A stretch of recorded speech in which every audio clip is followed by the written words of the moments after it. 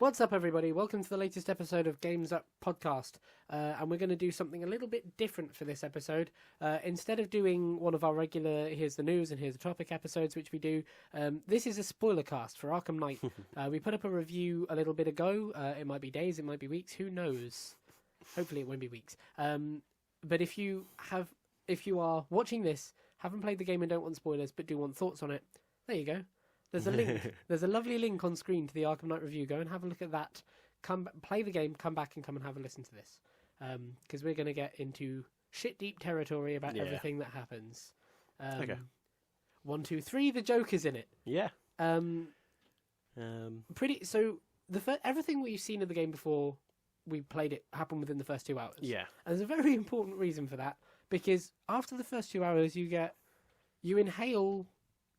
hotboxed by Scarecrow. Yeah. Who forces you to inhale a shit ton of fear toxin, and the thing that manifests is the Joker, is the dead Joker who follows you around the game and adds a sort of dichotomy commentary on everything you do, but done in Mark Hamill's trademark. Yeah. Voice. I think he saves it. That's the problem. I know, like, you have a very high opinion of the game compared to me, but I think the Joker saves the game. Like, the first 2 hours of the game, really, really good. I loved the first 2 hours of the game. Right. And then Joker pretty much carries the rest of the game. When you play, after you completed the game, after you got rid of Joker, Yeah. completing the rest of the side missions, then just didn't really feel as entertaining. I know what you mean. You What you mean. I do kind of wish you'd kept the Joker a bit. Because it was just the art, like his witty comments at things and like being there and then just appearing from time to time. Yeah. Because it was really clever that they've written so much dialogue for him. Mm-hmm. He just randomly appears sometimes. You might be on like some unrelated building. Yeah. Nothing to do with the main story, you're just there and he'll be there as well.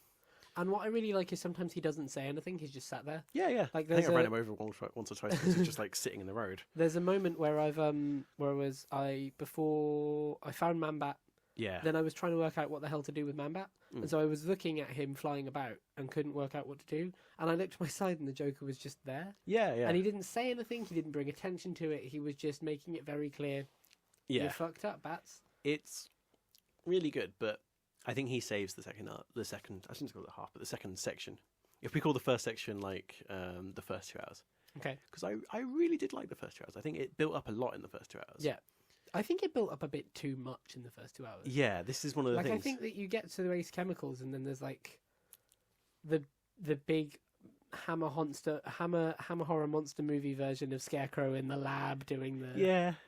It was an interesting thing, but I really loved the first 2 hours, and I don't think the rest of the game lives up to it. Really? Not entirely. Like, maybe I need to replay it to kind of get the same feeling again. But in those first 2 hours, everything's big. There's like lots of battles, lots of things going on. You do the Joker bit, and you do that bit with the Scarecrow, and you're doing disarming the bomb, and like you could. In a way, end the game there. Like it's very dramatic what's going on, you know. Yeah. Like if this was Maybe you do. If you cut off there, yeah. If you cut off there, right, it would be like an amazing DLC. You know what I mean? Like if this was like like the Robin side story in the Arkham City. Yeah, the Harley Quinn Revenge pack. Yeah. Like if it was this was like that, like this is the Scarecrow like pack thing. Then... But it wouldn't have been an amazing DLC at all. No? No, because you wouldn't have got any resolve. All you'd have got was a boss fight. If there was... Yeah, okay. And but I mean, if there was a resolve from it. I think I know what you mean, that there is like a very stellar beginning and a very stellar end. Yeah. But I think what you have to sort of bear in mind is that the stuff in the middle is... It kind of blends into the minutiae a bit, but that's, I think, because of the way we play it. If this were a linear game, it would be different. Like, you can go off and take down... Like, you can go and do all of the Gotham Most Wanted stuff without ever completing the story. And so, yeah, I imagine, like... and I did. Like, I went off and did a bit of Azrael, did a bit of the Riddler, did this, that, the other, met Catwoman, met Nightwing, this, that, and the other. And so, yeah, like, I think it probably does blend a little more into the background because the whole background is the game. Yeah, I do know what you mean. And the thing that happens is that you have the linear sections where you're forced to not be in, like, complete free roam. And in those, it's very easy to make like a story that's very intense, and you have to do this, and there's urgency to it. Yeah. And I think it's one of the things that all open world games have the trouble with, is that when you make an open world game, there isn't necessarily anything forcing you to play the main story. Yes, but I think that's also what defines a good open world game. It depends, because one of the things is that you might not have urgency to ever complete the game. Like, Skyrim does it in a way, is that the world is like getting taken over by dragons, but you can easily just ignore it and do everything else and become a blacksmith or something, you know? Like, right. You know, there's not necessarily ever any urgency to finish it. This does it in certain places. Like, there's certain places where you have to go do certain things, and there is an urgency to it, and it's really kind of dramatic. Yeah. Like the Scarecrow eventually covers the entire place in fear gas. Yeah, when the cloudburst goes up. And you can't then continue normal stuff because you've got this fear gas going on. And that allows you to be like a dramatic like thing you've got to do in an order. But that's fascinating, because I didn't even know you couldn't. I mean, obviously now that I think about it, it makes sense that you couldn't do other stuff. But like, I never even thought to look. Because that's the thing that like proper brings you into doing it. The problem with go to this place and talk to Scarecrow, or like go to this place, is that you might not be urgently wanting to do that story, and then you're like, oh, look, what other side stuff have I got to do? Yes. Because you're then kind of choosing between doing the main story and doing other stuff. But then, again, at the same time, I think that's the thing that really shows off the quality of Arkham Knight, is that everything is at risk, and it's always at risk enough that you want to fix it. Like, yeah, I can agree with you. You fuck up your relationship with Jim Gordon. You watch Barbara Gordon kind of die. That was probably not as well handled as it could have been. Yeah. I think it would have been better to just watch her shoot herself, and then the Joker instead. So what happens is, for people, if you haven't played this for some reason and you are listening to the spoilercast, Barbara Gordon is in a cage. Scarecrow makes her see a bad Batman. She puts the gun up and shoots herself. But as she shoots herself, Joker walks in front and does his whole Mark Hamill speech, and I can't do it. But he very much distracts you from what's going on with Barbara Gordon. And what I would have preferred to see is just Barbara Gordon shoot herself, and then the Joker immediately grabs you from behind and pulls you round and speaks into your face, and there could have almost been quite a scary moment there. Yeah. And so you would have watched Barbara Gordon kill herself, but not watched her. It was one of the things is that you couldn't. It builds up in a way. It builds you up to this, like, Barbara's going to shoot herself, and then it kind of goes like, oh, you don't see it.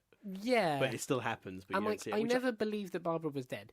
It's interesting that they had to like PG it down in a way, because by Joker shooting himself, like, not even in real, like, not like in a way, can make it more PG, I guess is the term, Yeah. Like, and that's the only reason I can put behind them doing it that way, is because they couldn't actually show her shooting herself. Well, no, I think the reason they probably did, I mean, I'm pretty sure, like, the game, by the time you get there, the game's crossed a lot of boundaries. Like, the way it fucking opens is heavy shit. Yeah. Well, no, this is the thing. The opening is the most kind of like, apart from maybe just bits in the end, is the most kind of scary and like gritty it gets.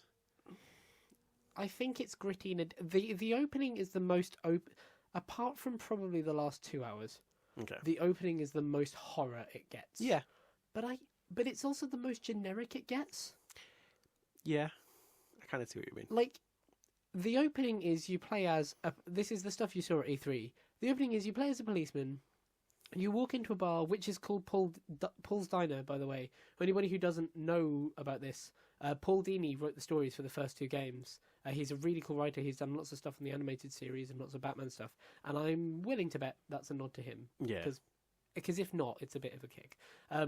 But you play as this policeman. You go over and you can.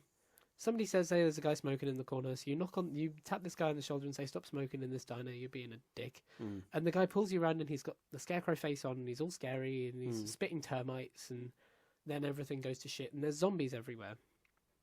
Yeah, I see what you mean by generic. Then, and it's like, it's terrifying. It's very scary. Like, even when I knew it was coming, it got me. There was a jump scare and I wanted to shoot things. And well, there was the thing where, and they did it in 2 places, which is interesting, where that's that place and right at the beginning. It's 2 places where you didn't realise you had control straight away. Do you know what I mean? Like, where it comes out of a cutscene. Yeah, like because we watched E3 and the bit where you burn Joker, you have to control that. Yeah. And then there's the bit where I was really sure it would be a cutscene. Was when you were fighting the zombie things. You get the gun, and you can fight the zombie things. So like on rails kind of thing. Yeah, Yeah. because you thought it would be And there's a cutscene, and it's not. surprising amount of freedom in there as well. If you don't shoot anything, they will get you in a different way. If you Really? try and leave, they'll get you in a different way. If you shoot specific I didn't know ones, this. they'll get you in a different way. If you look out the window, there's stuff happening on the roads. Like it's really detailed. I didn't know all that. But the problem with it is it's fascinating and it's really cool, and it's terrifying. It is like genuinely one of the most like when I say survival horror, it looks the most survival horror. It's a first-person shooter. Yeah. At that point, there's zombies everywhere. Everything's brown and grey. It's dark and there's blood. And it never gets that terrifying again. It gets terrifying in a different way because that's... And ironically, like, the end of the game is a first-person shooter, but the most interesting it's probably the most interesting first-person shooter I've played in a while. Well, yeah. It's interesting what they do there. Should we talk about it? Let's work up Okay. to the end. So wait, we got Joker reveal. Joker reveal. Let's do Arkham Knight. Yeah, okay. So the Arkham Knight is Jason Todd, Yeah. and they've never really mentioned Jason Todd before. This was the thing. I mean, it was the first thing I talked about it.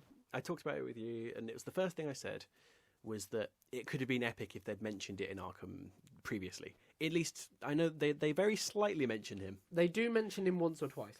Very slightly, then in ways that you could completely ignore.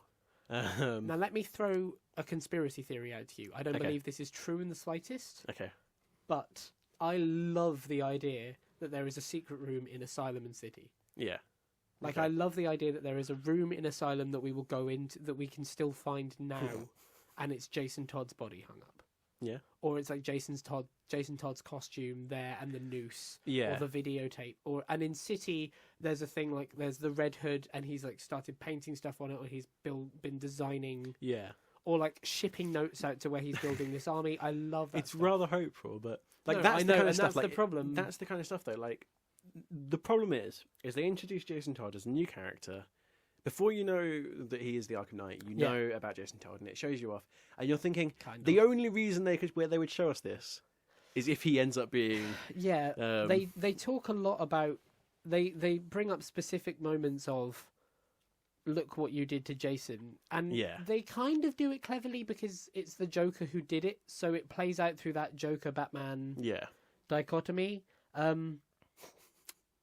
and quite specifically in Panessa Studios, we'll get into this bit in a minute, like after we've talked about the ending, or I will certainly, but they do a thing where they show you the entire what happened with Jason Todd. Like he's murdered by the Joker. We think he's tortured and branded, which was really dark. And this, that, and the other stuff happens. The branded was dark, but that's when I knew for sure certain it was going to be him, because it's the only reason they would do that is because it gives him a distinguishing mark, and also because it really makes you feel for him. Like I would have actually really liked it if it wasn't Jason Todd, and all of this was just to show you, hey, Batman, you're a pretty bad guy, really. Like you're not that nice. Yeah. The whole thing. Who else could it have been? Well, yeah, this is the thing. I mean, the problem is that if it had been slightly mentioned before, like it doesn't, like I know we talked about it, it's already mentioned, but I mean, if there was slight mentions of it before in the previous thing, maybe like Arkham Asylum could have started with the idea that Jason just died. Yeah, you know, or maybe that's where that's like a side mission that he's looking for Jason. Yeah, and Robin isn't in the game yet. And there's like that just gets completely left, you know. Yeah. This kind of like leftover question that's left there and we don't know, and then this is how we find out. Then it could have been a thing, and maybe it would have been obvious then, but it would have been meant more. The problem is when you introduce a bad guy and then a dead character, or you introduce a bad guy that's like secretly probably someone inside this suit that we know, and then you introduce a new character who we haven't heard of before, but is dead now, and you're like, what's the chances that they're going to be like, you know? And like, it's another thing. It was a Barbara Gordon moment. They showed him being dragged off in a gunshot, but that doesn't really mean anything because we know that he's hallucinating. Like, the way to think about it, I read this online. If you want to like the Jason Todd reveal, which I really do, the way to think about it is not that it's a sudden, oh my god, reveal. Yeah. But instead that what's happening is Joker and Batman are playing through this, look how bad you are. Yeah. Look at the things you did. And so by the time, and actually it makes sense because I think when Batman knocks his helmet off, he's not like Jason. He's like Jason. Like he knows, he kind of knows who it is. If you think about it more of a slow build, like oh my god, I've built this, it makes a lot more sense and it's a lot more impactful. And I wonder if that's what Rocksteady were going for. So, like, I kind of get I think, are you saying, like, that he knew really that that's who it was? Certainly, like, he gains that knowledge. So, like, as when you leave Panessa Studios, for example, like, by that time he knows, fuck, I've made this thing. Yeah, like, I think, I kind of see what you're saying, and, like, I do kind of get the idea, or the impression that he knows, really. Yeah. I mean, the whole thing is, like, does he gain knowledge? Like, does Batman really, like, have the Joker there? Does he gain anything, or is it already stuff that he knows? I'm trying to think. Because, I mean, there's that scene that he doesn't see with Joker torturing Jason. Because, I mean, the question is this all in Batman's mind, and Joker's not actually, like, obviously he's not actually there, but, I mean, is there new stuff that he doesn't know from Joker? Or does that ever happen, is the question? Yeah, I know what you mean. I mean, I think the argument would be made that, yes, he does learn stuff because Joker is in him. Yeah, I mean, it's the question if that actually happens, or if it's more... I mean, I guess, you could argue about the Joker, the storyline that he's turning into Joker, which was apparent as soon as he said, like, oh, there's a fifth cage, and it's like, he's going to come later. I knew straight away. I didn't know straight away, but the more I really hoped it was Gordon or something like that. I was really afraid that the storyline was going to be that the body we burn at the beginning was Batman, but like turned us into Joker. Fuck, that would have been excellent. Well, kind of. It was the thing is that's what I thought was going to happen when we found out. That would have been amazing. Well, yeah, because I mean, like, did you not get that? Because I thought that was a fairly obvious thing. Because I mean, it starts off with you burning him, and then Gordon saying, "This is how the Batman died," and then you find out about Gotham's in ashes and you're in ashes. Fuck me, that's awesome. Yeah, and then you find out that he's going to be the next. No, he's going to be the next Joker. But you find out that he's also got this Joker thing going on with him. Those three things together made me think that's what the ending. That would have been the coolest thing. Well, it'd be a bit dark. The ending right now is like the ending as it is really cool, but that would have stayed with me. It would have been extremely dark. Fuck. But no, that is what I thought was going to happen at the time. I messaged you at some point saying, "Is this what's going to happen?" Well, I didn't say, "Is this?" Oh, maybe they'll do a BioShock, and that will be the end of the DLC, and it'll all start again. But I did say that. The thing that annoyed me about that actually is that the Joker blood has this side effect that wasn't mentioned until now. No, it was absolutely mentioned. It wasn't mentioned that he was going to turn into Joker. Until now, I mean. It wasn't mentioned... Because, I mean, like... No, okay, it wasn't mentioned that they were turning into Joker, but it was mentioned that it was very, like, it was infected and dangerous. Yeah, but this is the thing. And it made him volatile. Yeah, but this is the thing, like, the Batman had this Joker toxin in Arkham City, and it was killing him, and he was about to die. Joker blood, Joker infection, yeah. And he was about to die, and he got cured of it, and then... No, different things. I know what you mean, and it is very complicated. Like, it's weavy, but it is different things. So Joker blood in City is infected with Titan. And so the cure that they're going after in City is the cure to Titan, because Joker assumes that his blood is fine normally, and so he can survive as Joker normally. Yeah. That is not the case. Well, that is the case. They cure Titan. Batman is cured of Titan Joker blood, but he still has Joker blood in him. And so the idea of Arkham Knight is that I can kind of get that. There is something in Joker blood that makes him Joker. It's like radioactive. Well, he's mutated anyway. Yes, yeah. That's why he has the green hair and the white face. Well, yeah, generally, yeah. In the comics, at least. Well, in certain comics, I mean, like there's the whole dropped into acid from the Red Hood thing, and we kind of know that from Origins, but they haven't really. I like that they haven't nailed down an origin story for the Joker because I prefer that to. He fell in acid, stupid 60s Joker. But, like, yeah, the idea here is that he's not curing Titan anymore, which was the thing. I can understand that, yeah. That actually post-Titan cure, Joker is fucked up. Yeah, which makes sense. That does work for me, actually. Okay. I can be happy with that. Good. There is the thing of why... Like, there is the problem of sort of immunity until it becomes part of the story, if you know what I mean. Like, it doesn't affect me now, but it will. Well, it affected him enough to know to create a fifth cell, Well, yeah, that's true. That is true. But and that's it's the whole that thing reason of he's like, building a cure, yeah, because only those 4 people are infected. yeah, And like the whole reason he's building a cure, like it's never mentioned, but the subtext is he's doing it because he knows he's fucked. yeah, yeah. But it's that thing of like the main hero is immune at the moment. Oh yeah, it's a story cliche, totally. You know, it's that thing of like, I mean, a good example is Metal Gear Solid, but you might not know this. There's a big thing that like the main character has this infection, but then it's not. It's only serious at the end of the story. Right. Okay. You know, like the whole game has this like thing of like you're gonna die, but then Right. it's not serious, or it's like you're immune until it becomes needed. Spoilers. You know, I, spoilers. You're immune until it becomes needed.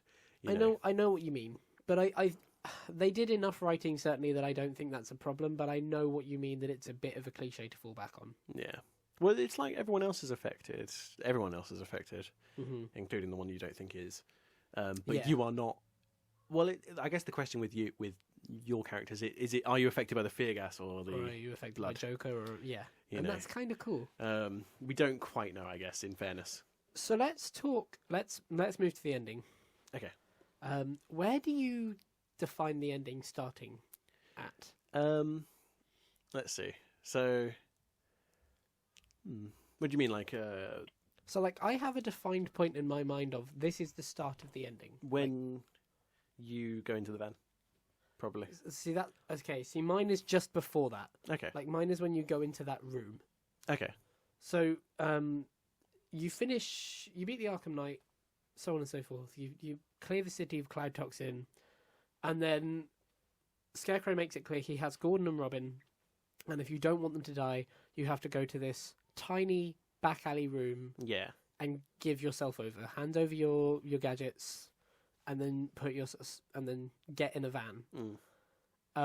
And you get to the room and you open the door and it's dark Yeah. and there's this really unpleasant, scary mask on the wall and there's lights flashing everywhere and it's very Scarecrow. Yeah, it is.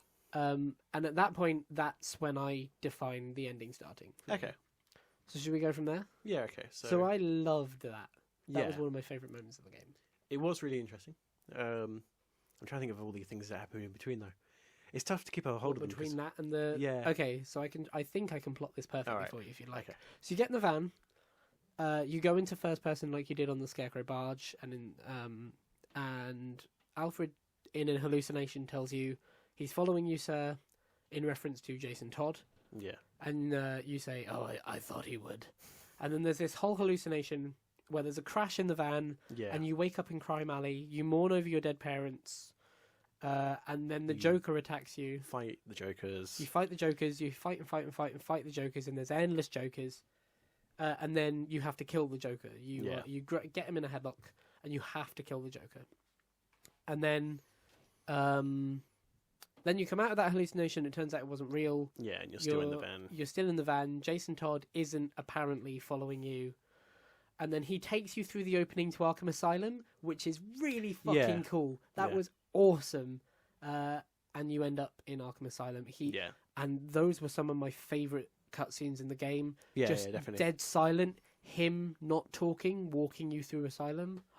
Yeah. Oh, I loved it. And then you get to Arkham Asylum. You're in the. Because I like that. 'Cause you could recognise the room from where you were if you played the game. Yeah. Probably. But it had. I loved that. Like, I loved that it was so quiet and so intimidating. Yeah. I don't know what it was about it, but like, I think it's because when I think of Arkham Asylum in that way, I think about running around and beating thugs up. Yeah. Or like, there's a Riddler trophy to collect or the other. So when there was nothing happening and it was clearly abandoned and empty, it felt really different, and I loved that. Yeah. I do know what you mean. So then you get strapped up, dosed with fear toxin. He makes Gordon takes off your mask and reveals you're Bruce Wayne to the whole world. Yep. And then you get dosed with fear toxin and you become the Joker for a bit. Yeah.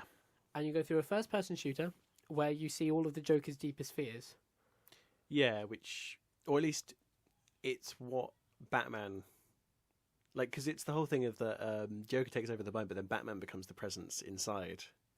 You know what I mean? Like, Yes. whereas we've been playing the whole game as Batman with the Joker kind of taunting us Mhm. and being the fear. Yeah. Whereas in that one, you are Joker, yeah, but yeah, Batman's now the one inside being the fear. Yes. Yeah. But Joker plays through it, and it's like, you think that's my fear? Mm-hmm. Because it's the whole thing of like, do you think I care, sort of thing. Yes. I mean, because the thing is, I think like, it's almost like Batman's trying to work out what Joker's fear is, Mm-hmm. and he does like being forgotten. Harley being at his funeral, the only person there, no one Mhm. cares. Harley and Riddler having a baby. But then, the thing that really the thing that he really doesn't like, is actually, like, his main fear is Batman, and it turns out that kind of like they're both of their biggest fears is each other. Joker is the most scared of Batman and being locked up. See, I thought it was the other way round. Yeah. I didn't read that at all. I read that Batman's biggest fear is becoming so fearless he's the Joker. Mm. Okay. And the Joker's biggest fear is not having Batman. Really? Yeah, because if you listen to all the dialogue and stuff, like, Harley's there and she's the only one at his funeral. Yeah. So when he looks back from the funeral and sees Batman, he becomes more normal Jokerish and takes refuge in the Bats is here, I can shoot him again. Okay. And then the more and more, if you don't keep going through the level and you just stop and listen, there's all sorts of references to, like, Harley and the Riddler have a baby. The Penguin becomes Batman's arch nemesis, and he has a museum that's dedicated to him, whereas the Joker only gets this tiny grave and a tiny wake. Yeah. And so I didn't think it was about being lost or missed or ignored. I thought it was about being ignored by Batman, by this thing he's built up a myth and fought against for so long. I guess. I think my thing with it, though, is that it just doesn't... like, Joker doesn't seem to care about that. That's the thing.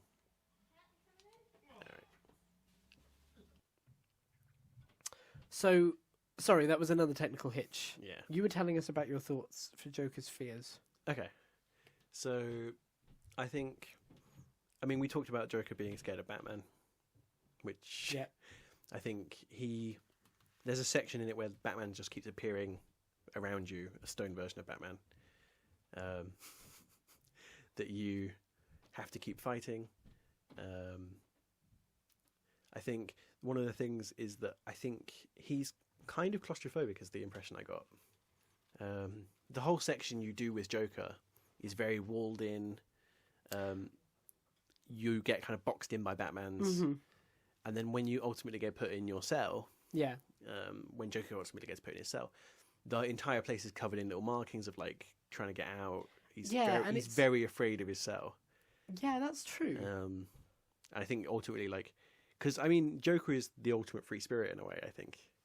Yes. So it makes sense that his fear is kind of like being, like, stopped and being walled in and being contained. And I suppose, yeah, it's like, it's the smallest version. The cell itself is a very small, very thin, very confined cell. Yeah, I think it's worth mentioning that Arkham Asylum is a terrible place. That's the part that we never really saw, because we see the procession into the heavy, what do you call it? Maximum security. Yeah, like, you see in Arkham Asylum, you see the very, like, you see the boxes and you see where it goes like into, like, on rails, but then you never see inside that area. Yeah. You know what I mean? That's the area we see in... Yeah, shit, they do actually bring that cell out for him, don't they? Yeah, because it comes out and it goes back in. That's a nice point. Whereas in this is what it actually is, and when you play the game, you see that it's just like there's just cells everywhere hanging around. Yeah. You know, essentially, I didn't think about that. Yeah, I mean, essentially the villains go into cargo containers that are just held there. You know, it's a pretty horrible place. Yeah. Lawrence has a really interesting, and I think we should discuss it sometime on the show, that Arkham Knight is just a huge get-off fantasy and beating down the mentally ill. And yeah, Arkham, like, really all the problems that Gotham has are caused by the fact that there's a big fucking castle where instead of helping the mentally ill, they just sort of lock them up with stun guns. Yeah. Well, no, that's the thing, like, it makes sense that if you look at his cell, that Joker could be created by Yeah. being locked up. Mm. You know, And actually, when you think about the difference between Joker now, or certainly at the end of Arkham Knight, and Joker in Origins, who was mad, yeah, but a lot more crime boss-like. yeah, That's a really interesting... God, I really hope WB Montreal kind of explore this. yeah. Fuck yeah. I'd love to see Troy Baker turn into Mark Hamill. Yeah, I guess that would be cool. That would be fucking awesome. But yeah, so what happens after? Oh, that's kind of the end, isn't it? But you then become Joker. I'm trying to think. So what then, happens. so no, you've become Joker at this point. At this point, you've done the big tank. So the Bat Yeah. tank, Comes back, but it's now Joker-fied. it's Joker-fied, and there's this looks disgusting tongue on the front of it. It's So cool. And you blow things up, and there's a great moment where You actually kill people. Your missiles turn into the Killing Joke, and that's very cool.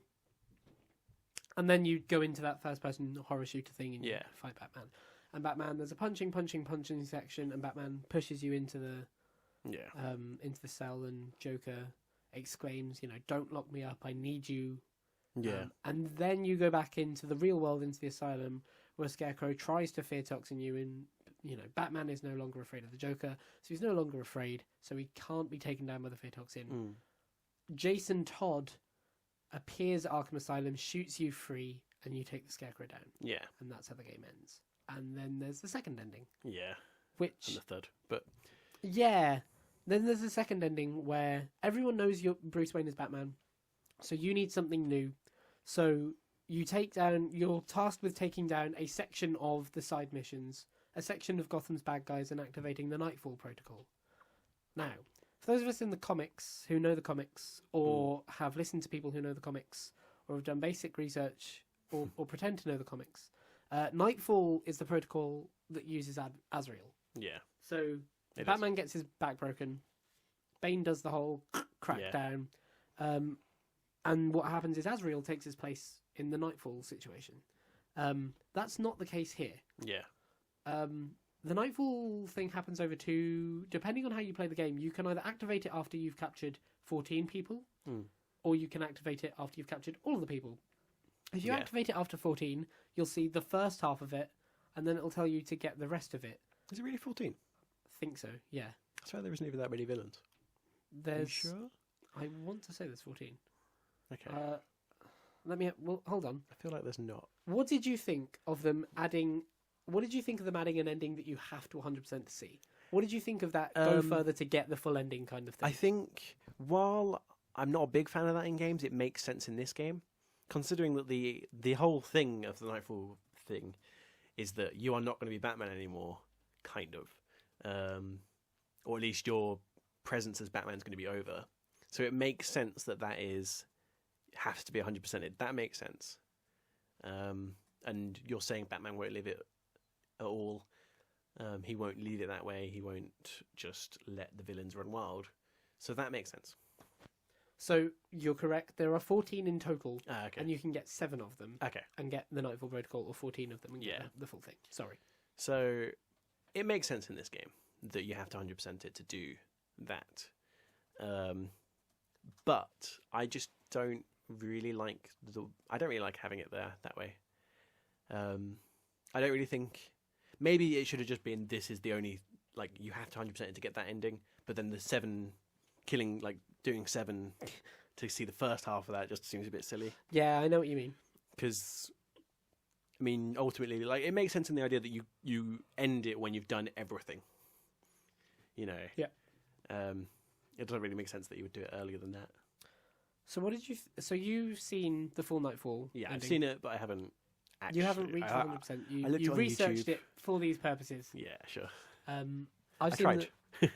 I've seen the full ending in game, and I didn't see it in stages. I got to 100% first and then activated it. No, I don't mean that. I don't mean that in a kind of way. I mean it in a kind of. There are people who are pissed off that it was done in 2 stages. That you reach the end and then there's another ending. I don't. Yeah, this is the thing. I don't mind. As I say, I don't mind the Nightfall procedure thing, but I would have liked it if it was only at 100%. Let's say I don't mind 100% in a game, especially when it makes sense. Right. You know. Yeah, I agree. It makes sense in this context that he would have to do everything, and then you can do the Nightfall thing. So what do you think of the Nightfall ending? So it starts with him like going into the Wayne Manor and it all blows up. Yeah. And Batman's dead and Bruce Wayne's dead. Vicky Vale stood outside and she's saying, and Bruce Wayne is refusing to come out and comment on the fact that he has been the Batman, and then yeah, and the house all explodes. Wayne Manor gets blown up, and we assume he doesn't actually blow it up properly because he would have just killed Alfred, which is a pretty dick move. It seems unlikely that the procedure is, this is the suicide procedure. Yeah. All gonna die. It'd been great if he'd have just been like, right, fuck it, I'll activate the fear toxin, then you can all... I think it's one of those things is that you can't expect the Batman to actually die now that we've watched the movies. Do you know what I mean? Like, yeah. The problem is that when watched the movie, you know that it's going to be like, oh, now he's going to be in a cafe somewhere. That's not the actual ending. Nobody gets the ending to The Dark Knight Rises. It really pisses me off. Yeah? Yeah, people attack it because it's like, oh, why would he kill himself and then turn up at the cafe? That's not the point. The point is that Alfred has this faith in him that he goes to this cafe every time with the potential of seeing him. Yeah. So this is not the... Fuck off. I can tell you've got that. Anyway, the point of the ending of The Dark Knight Rises is it adds enough ambiguity that Batman could kill himself if he needs to, but still remain being the Batman for all the people he loves and are involved. To save Gotham, to save them, and to be what he needs to be. It's a brilliant film. Fuck off. No, it is. I love the Nightfall ending. Yeah? I think, I love it. After you see that moment of the thing blowing up, you get an epilogue from Gordon, who tells you the Batman died. It's the same as the beginning bit. Yeah. It starts with "This is how the Batman died." Every time. It starts with "This is how the Batman died," and then you see Gotham, and everything is nicer. Yeah. The supervillains aren't there. There's no huge crime, and that really sort of throws into question whether Batman is needed. Yeah. And then you follow. With the bit that comes next, you don't really know whether Batman isn't still around. Yeah. Or whether it's still Batman. I mean, you say... Okay, you could argue it's no longer possibly Batman. Yes, that's true. So... you turn off of this epilogue, as it were. You go into a side street off of this epilogue. And in this side street... So Gordon's on one street, you go in a side street off this epilogue. And in this side street, there is a situation happening that happened to Bruce Wayne. There's two parents. They've taken their kid out of the opera or whatever. And there's two guys attacking them, pulling the mother's pearls. Yeah. And the kid is watching and being scared. Except this time, over on a rooftop at the back... there is a shadowy figure. Yeah. And they call to it and say, oh, we know you're dead, you can't scare us. Because one guy does all the voices for the goons in this game. But they do that, and then instead of just swooping down towards them, the sky turns to flame. Yeah. And Batman becomes this big, scary bat monster thing and flies towards them. So this, to me... implies that Batman is using fear toxin. Yeah, I mean, I hadn't really thought about it that way until you mentioned that was the theory, your theory. And I can kind of see that. See, I wonder whether it doesn't say that it's not the same Batman. Okay. You know what I mean? Because it's like, Batman's kind of this, like, I think the whole thing is the reason, if it is Batman, if it is still Bruce Wayne, the whole reason he does this is so that it's I'm going to become a myth again. Yeah, like a scary story. The whole thing with Batman originally, I mean, it's done really well in one of the movies, probably the first one, where the whole thing is that no one really thinks Batman's real. Yeah. It's just a scary story. It doesn't exist. Yeah. You know, and I think this is kind of pointing to that. You know, because at this point everyone knows Batman. Yes. Literally everyone knows that Batman's a thing. Yeah. It's who is Batman, but everyone still knows there is a Batman. Yes. Yeah. And it's been like that way for the whole of Arkham. Whereas in... Yeah, that would be really interesting. Sorry to cut you off, but that would be really interesting to play an Origin to Origins where people don't know there's a Batman. I mean, I think there's dialogue in Origins that talks about, I heard he wasn't real, I heard it was a myth, you know, he's not coming for us. Yeah. But it would be really interesting to play through the first encounter of anything as Batman. Yeah, that's the thing, because, I mean, Batman is just a...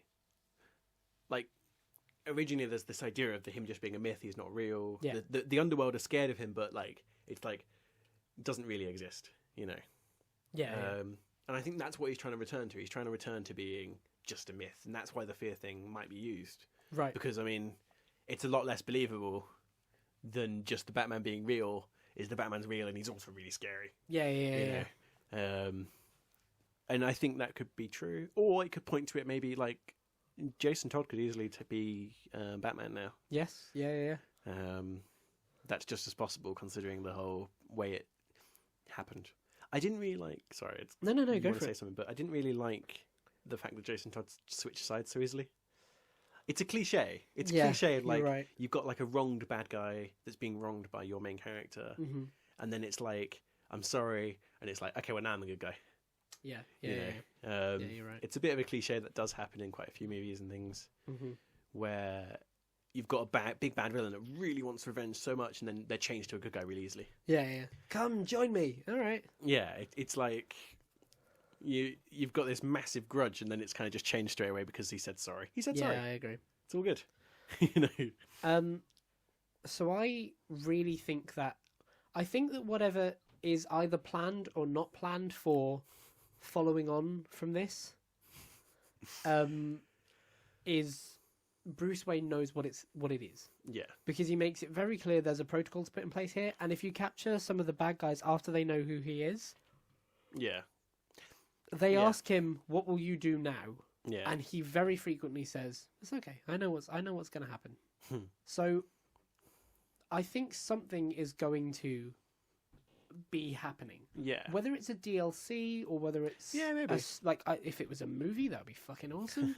Or if it was a book, or whether there's a story or a game, I suppose, that says, you know. Maybe, well, they've lied to us before. I mean, as in they lied to us about Mark Hamill never coming back. The Arkham Knight is a Knight's brand original new character. Yeah. So I mean, they could easily lie to us and say this isn't the end. They could do. You really don't want them to, and I think I kind of agree with you in a way. Because I want this to be Rocksteady's last game. Yeah. For a bit. I'd love... Oh, fuck, that would be cool. Shit, I just had a thought. Yeah. And if that's the case... So here's the thing. What if Batman does use the fear toxin? Yeah. It is Bruce Wayne, and he establishes himself as a myth again. Mm. He goes out, everybody thinks he's dead. This takes place a long time after. Yeah. And he starts doing the Batman thing again. He becomes a myth. He stays a myth for many, many, many, many, many, many years. Mm. And we pick the game up many years in the future when somebody is stealing his identity as Batman Beyond. Okay.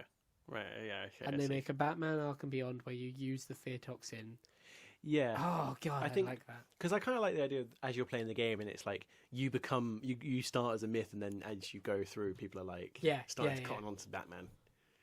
And like the kind of thing with the thugs where just being Batman is enough to scare them like away. Yeah. Or just being this thing that like appears and flies after them is enough to scare them like completely. Yeah. But yeah, so the ending's great. Good, yeah. The ending of the story mode is fantastic. It leaves you with I found that once it finished and I was sat on top of the police rooftop, I had to put the controller down, step away for a second. I had to think. And I love that. And then I had to do the same with the ending to the game overall. And I think that's a good sign. All right, should we do the side missions, I guess?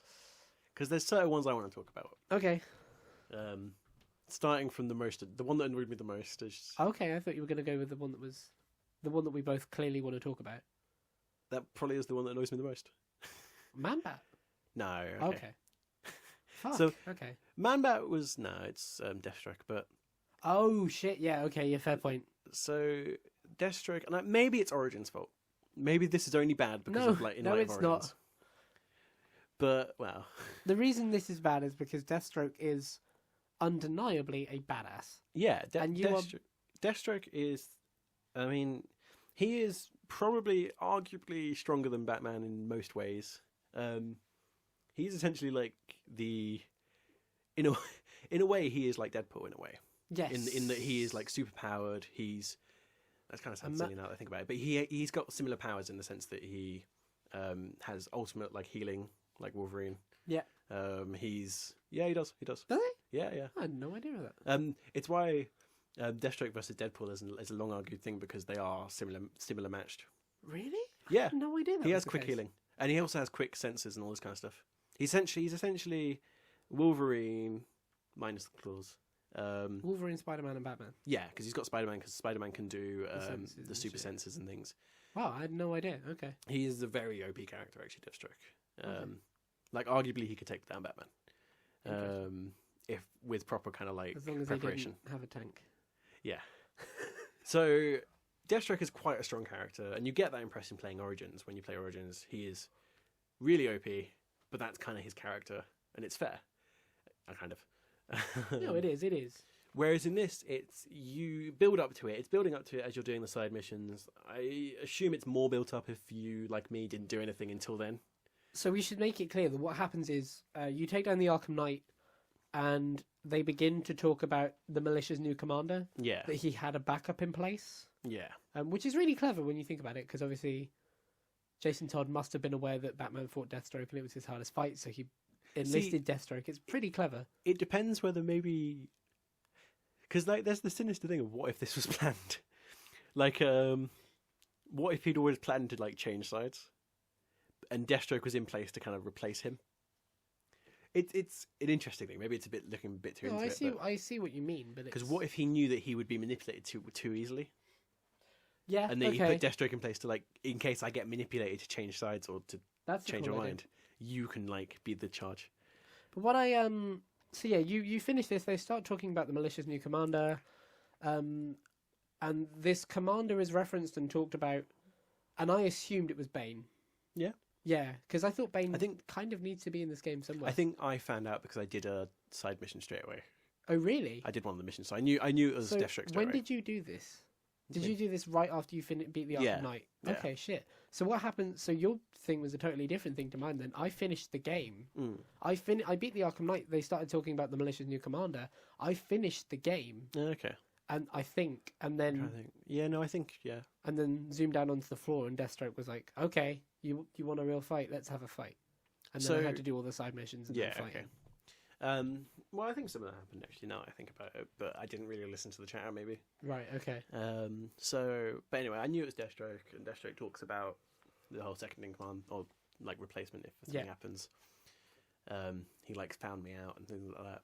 And you're building up to this really big fight.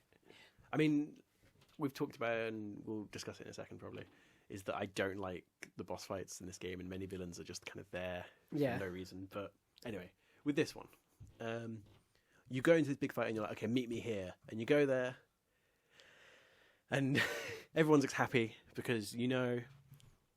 What do you think Deathstroke's like the biggest thing is? Like his swords, his guns, It's like his sword, he's a it's sniper. his gunplay, it's the fight, it's the agility, it's it's everything all that was in Origins. And you get there and it's a tank battle. It's a Cobra battle, and then you've got to fight him, and he's not really that strong. And so you think, at least when I defeat this tank, I'm then going to fight him properly, you know.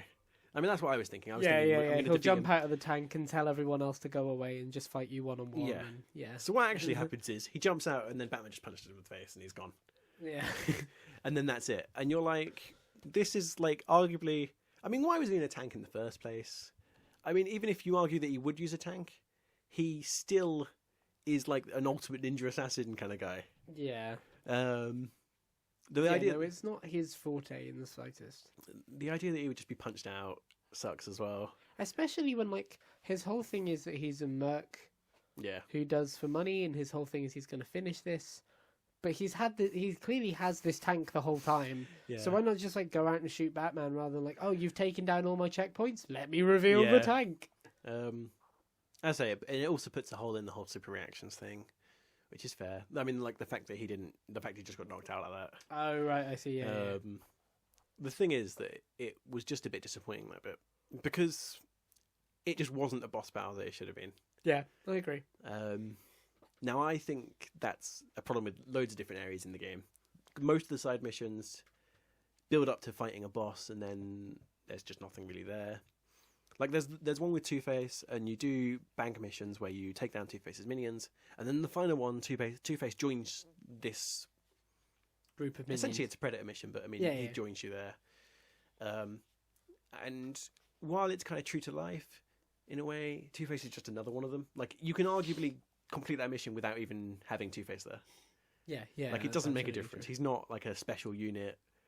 You just take him down like normal. Yeah. And that was a bit disappointing. I expected more. Yeah. Which other ones are there? Arkham Knight's kind of the same thing as well, in a way. Yeah, but then the Arkham Knight at least made it clear that he had a vehicle force. Yeah. So like with Arkham Knight, at least it kind of makes sense that he's like, I've bought this whole fleet of vehicles, so I'm going to fight you in a vehicle, and you do at least fight him hand to hand, and it's an interesting fight. Whereas Deathstroke is a bit of a letdown. I'll agree. So my question for you is, what was your favourite part of the game? Oh, this is really tough because I think I'm struggling kind of to pick like a specific point, just because I think I need to do a new game plus and kind of get all those moments down, because I think at the moment there's a lot to process. Mm-hmm. I don't know. It's a tough one. I'm afraid I don't know. I'll have to get back to you on it. I'm afraid, because there's lots of great moments. The last bit is really good. The starting, like the way it starts and the grittiness in the beginning is really good. Yeah.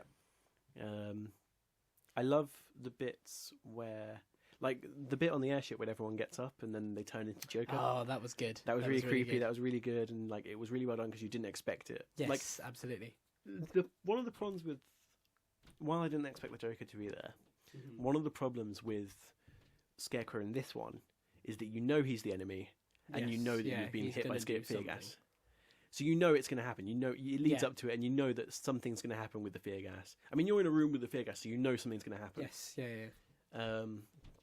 Whereas previously, and in Arkham Asylum, you don't even know. Like suddenly it's there. And there was a few moments in this one that happened in. There's one where you turn around and all of a sudden there's like a different wall behind you. Oh God, we haven't even talked about when you see it's the Joker shooting Barbara. Yeah, that's the moment. So good. That's the moment because that comes out of nowhere. You know? You're used to switching into the clock tower and sliding down into the clock tower. And instead, you slide down into Barbara's room. Yeah. And the Joker walks in. And have you seen that if you the Joker walks in and shoot her, but if you zoom into the Joker, he's wearing clothes that say flashback. Yeah. So good. Yeah. And then the Joker walks out of the door and shuts the door behind you, and you turn around and look at Barbara, and she's dead. And if you turn back, there's the writing on the walls, which is the good quote, the famous quote, which is that this is what happens when you bring your friends into this little game. And that was really well done because I love those moments because Scarecrow, like the thing that was so good about the fear gas in Asylum is that you didn't know it was coming. Yeah. Until you played it, like when you play it the second time, you go, "Oh, there's smoke there. Batman's coughing." But the first time around, you don't really know that those are the indicators. Yeah.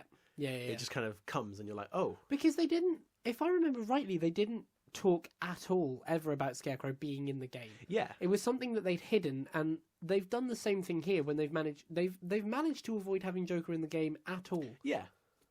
Yeah. Like talking about having him in the game, like being in the marketing, because that's a huge thing for the marketing. Yeah, and that really worked for them. But the problem I just had with Scarecrow is just that because of Scarecrow being the main villain, being the hyped and the whole point of it, it makes those fear moments not quite as good. Because this is why the ones that are like special, the ones that are you don't know that they're going to happen as much, really get you. Do you know what I mean? Yeah, but then I'd argue that that's exactly the same as in Asylum. Yeah. Like, the gameplay of Scarecrow in Asylum really isn't that good.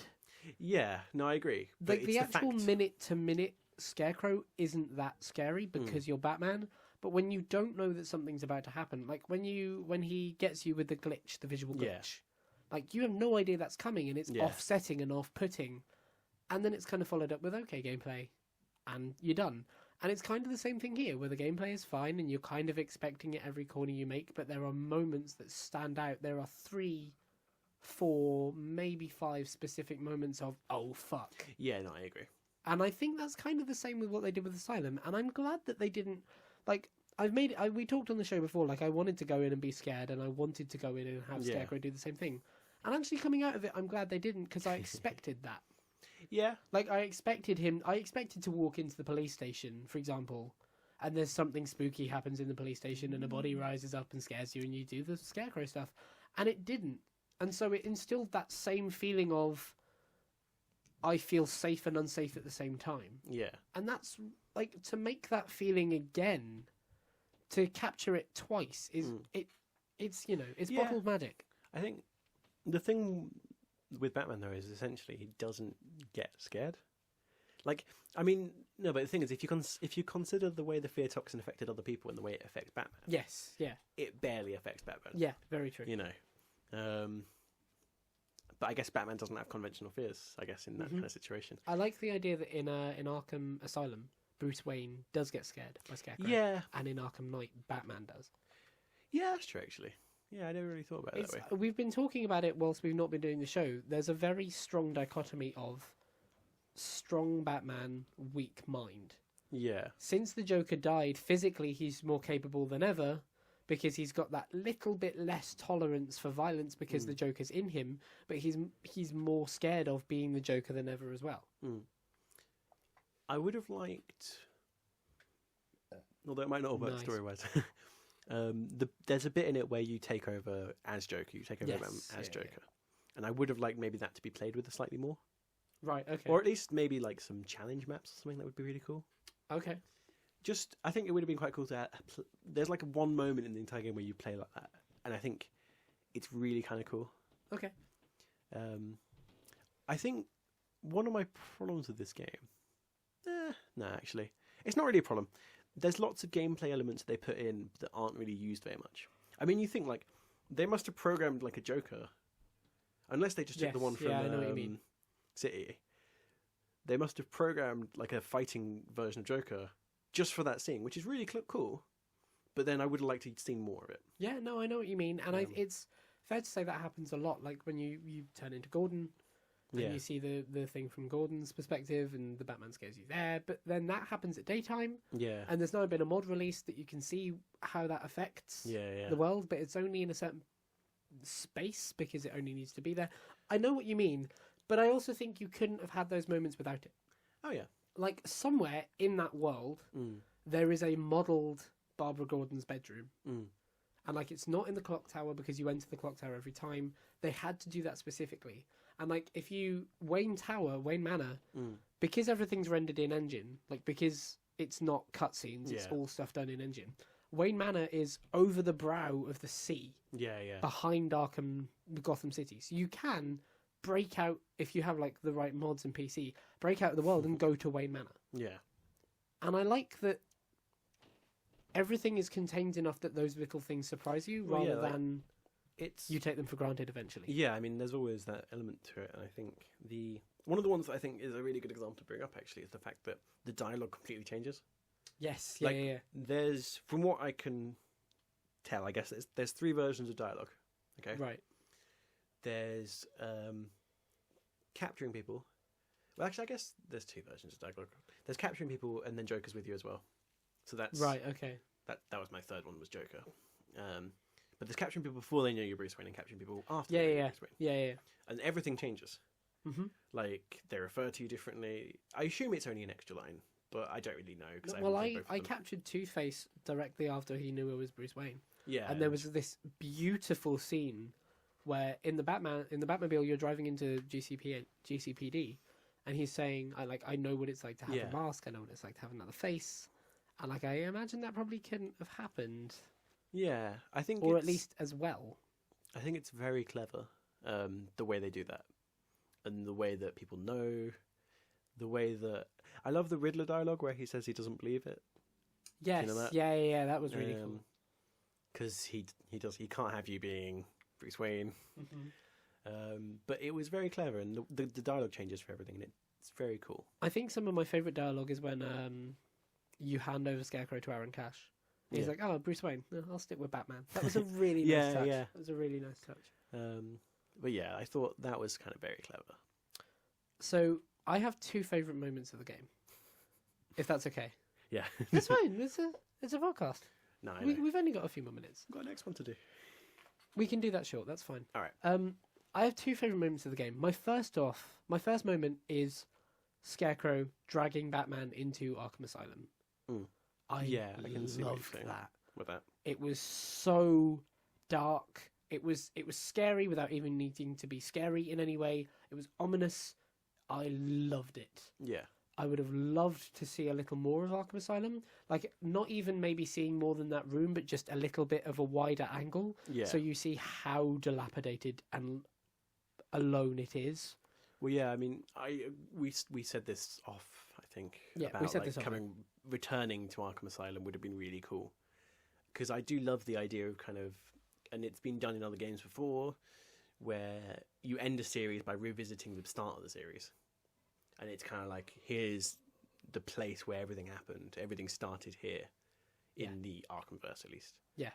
No, you're absolutely hitting the nail on the head. Yeah. And like when they did that with the opening of the game, but recreated in night, I loved it. I absolutely loved it. And then my other favourite thing is in Panessa Studios. You go down the lift in Panessa Studios, and the Joker's making jokes at you. But He's being a joker. He is. He's living up to his name. But then they do the ding dong ding, like over the what's it called? Over the tannoy system that they did in Arkham Asylum, and I thought nothing of it. I thought, oh, that's kind of creepy. Oh well.